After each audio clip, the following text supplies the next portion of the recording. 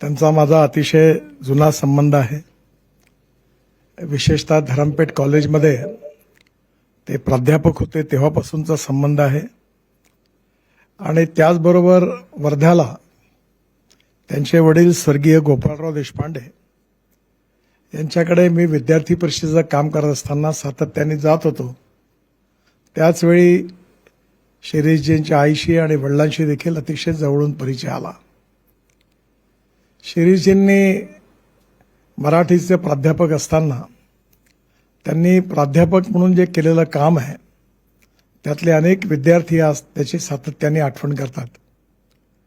मराठीतला उत्कृष्ट साहित्यिक, कवी आणि त्याचबरोबर विशेषतः विद्यार्थ्यांमध्ये लोकप्रिय शिक्षक अशी त्यांची ख्याती होती।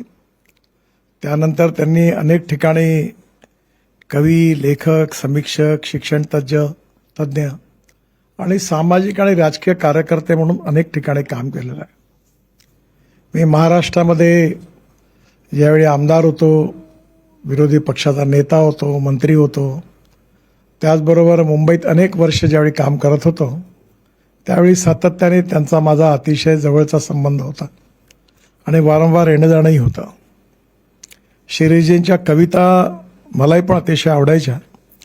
मला आता एक्झॅक्ट आठवत नाही, पण श्रीधर फडकेंनी पण त्यांच्या एका कवितेवर अतिशय सुंदर गीत केलेलं मला आठवतं।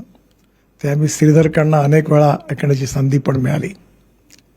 विदर्भामध्ये आणि नागपूरमध्ये सुरुवातीच्या काळामध्ये त्यांनी साहित्यिक म्हणून अतिशय चांगलं काम केलं आणि त्यानंतर मुंबईला आल्यानंतर त्याने एक सामाजिक आणि राजकीय कामाशी देखील त्यांचा संबंध राहिला।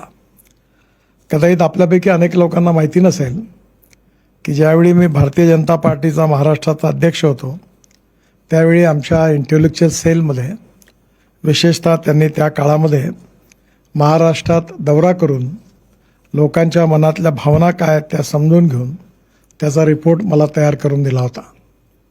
सामाजिक जाणीव असणारा, सुसंस्कृत आणि संवेदनशील कवी असाच त्यांचा लौकिक होता। मधल्या काळामध्ये सामाजिक आणि राजकीय क्षेत्रामध्ये देखील आमच्या विचार परिवारामध्ये देखील त्यांचं मोठं योगदान होतं।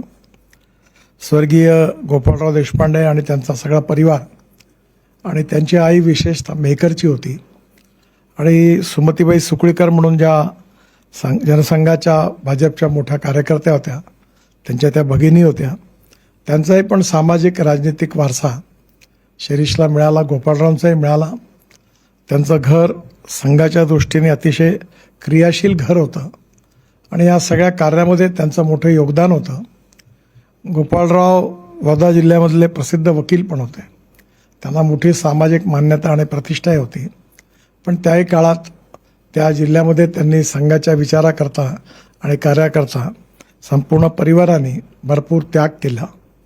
शिरीषजींच्या बालपणापासूनच त्यांच्यावर संघाचे पण संस्कार होते आणि या सगळ्या संस्कारातून त्यांचं व्यक्तिमत्व घडलं, परंतु त्यांच्यातली कविता, लेखक म्हणून असणारं त्यांची गुणवत्ता याचा परिचय प्राध्यापक झाल्यानंतर नागपूरच्या लोकांना, विदर्भातल्या लोकांना मोठ्या प्रमाणात झाला।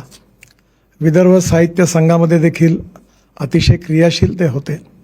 संपूर्ण महाराष्ट्रामध्ये साहित्यिक क्षेत्रामध्ये एक कवी म्हणून, एक साहित्यिक म्हणून, एक लेखक म्हणून आणि कधीकधी एक समीक्षक आणि पत्रकार म्हणून देखील त्यांनी उत्तम लेखन केलेलं आहे आणि म्हणून या सगळ्यापेक्षा त्यांचा माझा अतिशय जिव्हाळ्याचा आणि जवळचा संबंध राहिला आहे। मधल्या काळामध्ये माझं मुंबईला येणं होत नाही, कारण आता नागपूरहून डायरेक्ट दिल्ली आणि दिल्लीहून नागपूर असाच प्रवास जास्त होतो, त्यामुळे त्यांची भेट होऊ शकली नाही। मधल्या काळात मला माझ्या मित्रांकडनं कळलं की थोडंसं प्रकृतीबद्दल त्यांना थोडा त्रास व्हायला लागला, पण त्याही याच्यात त्यांचा साहित्यिक आणि कवी स्वभाव त्यांनी काही सोडला नाही।